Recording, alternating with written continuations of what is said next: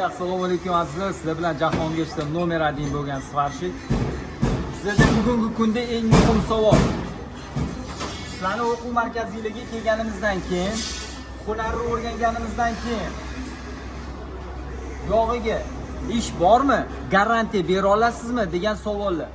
Jigarlar, biz maktabni bitirib o'tganimizda ham, kollejni bitirib o'tganimizda ham, universitetni bitirib o'tganimizda ham bizga hech kim garantiya bermaydi.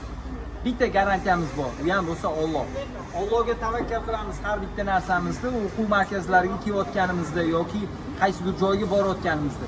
Siz biror narsani boshlasangiz, yog'iga Allohning o'zi rizqingizni beradi. O'quv markaziga kelgandan keyin ish topa olarmikinman degan savol Allohning beradigan rizqiga shubha qilishlik deyiladi. Ya'ni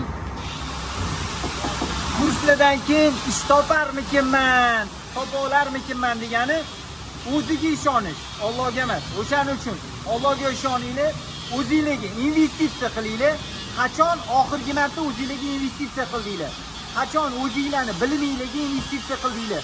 Pul kirg'izdinglar, telefon olamiz, to'y qilamiz, ovqat yeymiz, o'zimizga ko'p pul ketkazamiz. Lekin u qaytadigan narsa emas. Hunar doimo qaytadi. O'zingizga qilgan investitsiya doimo qaytadi. Kelinglar, Rossiyaga borib ko'cha supurmaylik, musor yig'ishtirmaylik, ruslan ishini qilaylik.